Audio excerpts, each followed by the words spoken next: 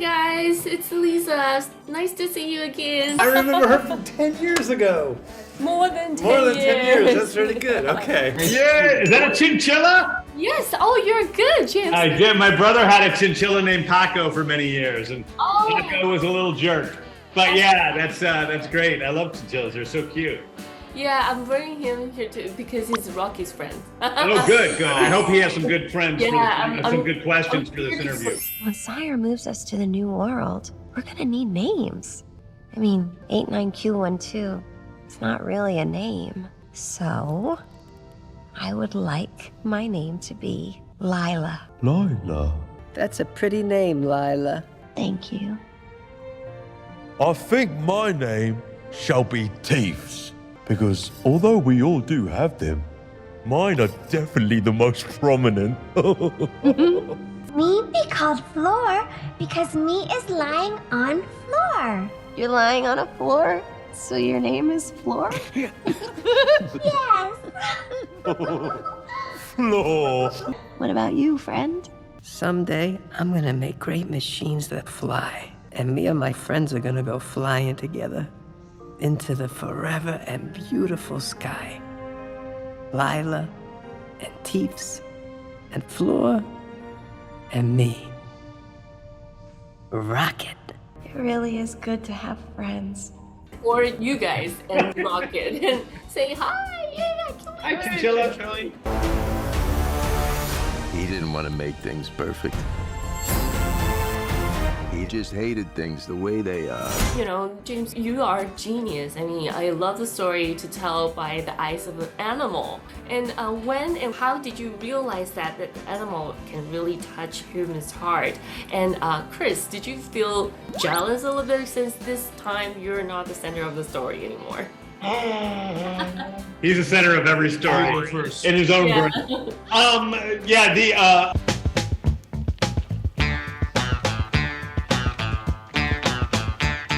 I really, from the beginning, I always knew that, when Marvel first came to me with this movie over 10 years ago, I was uncertain about doing it because I'm like, oh, it might end up goofy. It seems like Bugs Bunny in the middle of the Avengers.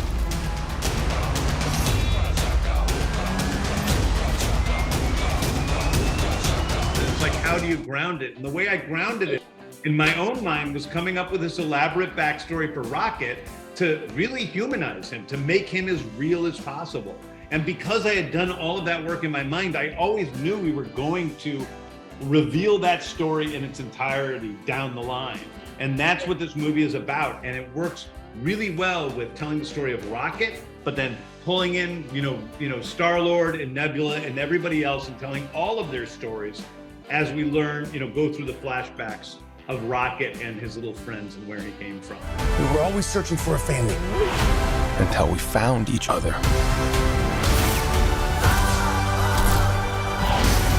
Are you ready for one last ride? Yeah, I think the work that they did with the animals was just okay. I think Star-Lord's story is definitely front and center and the most important. Yep. Rocket is the most important character. Only somewhat in the trilogy. He's the No, I certainly don't feel jealous. I just feel grateful to even be any part of the film at all. I'm really proud of the storyline that Star-Lord has in this film and really of everybody. I think it's a very complete film and that everybody who's a part of the ensemble has a really extraordinary arc that not only works as a standalone film, but really wraps up the trilogy in a beautiful way. It's emotional, it's vibrant and beautiful. It's everything you expect. It honors the first two films and even breaks new ground. And I think it was also important that every story is important in this movie. It does revolve around a lot of Rocket's story, but every character is important and every character's story is important. Yeah, but this is definitely an emotional ride since this is the last movie for Galaxy. But James, you're always having a great relationship with your actor and cast. How did you bring the best out of Chris from the performance? And also, Chris, do you think you are the best Chris in the Marvel cinemas? I know them all, and he's definitely the best Chris. Oh, hey. Yeah, Chris is great. You know, listen, so much of, you know, working with actors is getting them to like chip away at the things that are inauthentic and just getting to what's real there at the center of it. And I think working with Chris over the years, as well as the other characters, has been about doing that. I mean, although we're in outer space and although all these crazy things are happening and although the movie is funny and dramatic and action oriented and all these other things, it really is about getting to the heart and soul of each of these characters as best as we possibly can. And I think, like, honestly, this is the best performance of Chris Pratt's career. I think he does work in this movie that is going to stun people. It's going to shock people. And I think that's true about his castmates as well. So I can't wait for people to see the film. Oh, Chris, and is it an emotional ride to you since this is the last one?